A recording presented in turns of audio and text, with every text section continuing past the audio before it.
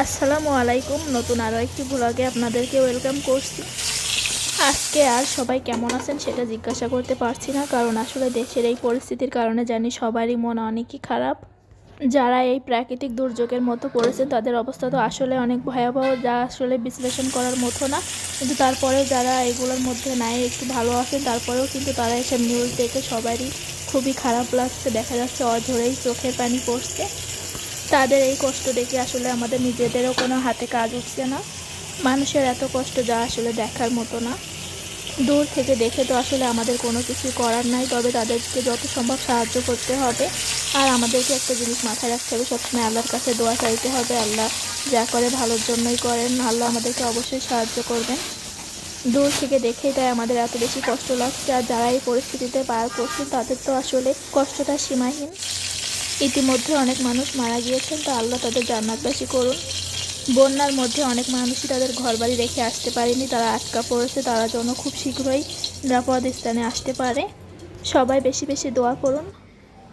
ভিডিওর শুরুতে দেখেছেন যে আমি এখানে মাছ ভাজি করছিলাম বাবুর খাওয়ানোর জন্য। তো এই ভ্লগটি ছিল গতকাল বুধবারের। তো বুধবার থেকে কিন্তু এই অবস্থা, এটা দেখার পর থেকে কিছুই ভালো লাগছিল না, তাই ভাবছিলাম যে রান্না করব না। এই জন্য শর্টকাটে আমি সকালে খাওয়ার জন্য আলু ভর্তা ডাল রান্না করেছিলাম, আর বাবুর জন্য আমি মাছ ভাজি করে বাবুকে খাইয়ে দিয়েছিলাম। তারপর ভাবছিলাম যে রাতে একটু খিচুড়ি রান্না করে নিব, কারণ হাজব্যান্ডের অফিসেও দিতে হবে খাবার। এজন্য শর্টকাটে করার জন্য আমি এটা করেছিলাম, কারণ আসলে এইসব পরিস্থিতি দেখে রান্না একটু করতে ইচ্ছা করছিল না। তাছাড়া অফিসে যেহেতু খাবার দিতে হবে, এজন্য ভাবলাম খিচুড়িটাই রান্না করে ঝটপট হয়ে যাবে। আর আমার আগে থেকে রান্না করা ফ্রিজে মাংস ছিল, তাই ভাবলাম যে ওই মাংসটা দিয়ে খিচুড়িটা রান্না করে ফেলি। আসলে অন্যান্য সময় আমরা যেহেতু বৃষ্টি দেখলে যেমন খিচুড়ি খাইতে ইচ্ছা করে, এটা কিন্তু সেই রকম একদমই ছিল না। কারণ এই পরিস্থিতির কারণে একটুও এরকম ভালো লাগছিল না যে বৃষ্টির কারণে খিচুড়ি খেতেই হবে, এমন কোনো বিষয় ছিল না। কিন্তু একটু ঝটপট কিছু রান্না করার জন্য আমি এটা করেছিলাম। এখনকার এই বৃষ্টি বিলাসটা একদমই সুখের না, বহু মানুষের কষ্টের কারণ হয়ে দাঁড়িয়েছে। তারপরে এখানে আমি খিচুড়িটা রান্না করছি। প্রথমে সব মশলা টশলা দিয়ে নিয়েছি।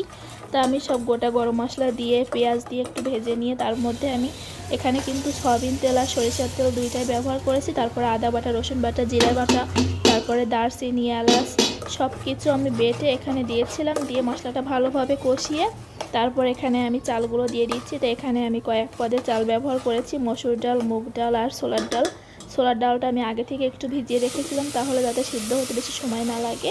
তারপর এখানে আমি চালটা ভালোভাবে ভেজে গরম পানি দিয়ে দিলাম।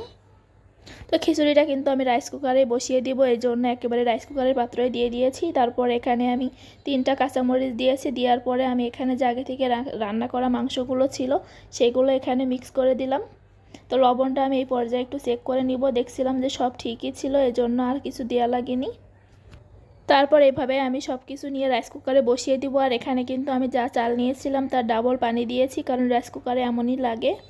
খিচুড়িটা একটু ঝরঝরা হবে, খুব বেশি নরম হবে না, আবার খুব বেশি ঝরঝরাও হবে না, মিডিয়াম রাখবো আর কি।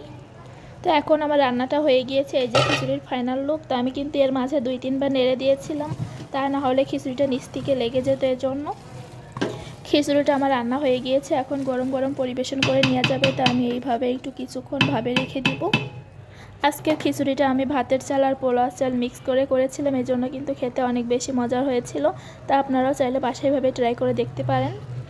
তো আশা করছি আপনাদের কাছেও অনেক ভালো লাগবে। একদমই অল্প সময়ে খুবই ঝটপট কিন্তু খিচুড়িটা রান্না হয়ে গেল। তারপর এখানে চলে এসেছি বাবুকে খাওয়ানোর জন্য। তা বাবু খাচ্ছিল না, কারণ একটু ঝাল হয়ে গিয়েছিল। মাংসটা যেহেতু আগে থেকে রান্না করা ছিল, একটু ঝাল ছিল, এই জন্য ঝাল লাগছিল। তাই জন্য বাবু আর খেতে পারেনি, শুধু মাংসই খাচ্ছিল। ব্লগটা আর বেশি বড় করছি না। তো সবাই অনেক ভালো থাকবেন, সুস্থ থাকবেন আর নিরাপদে থাকবেন। আল্লাহ হাফেজ।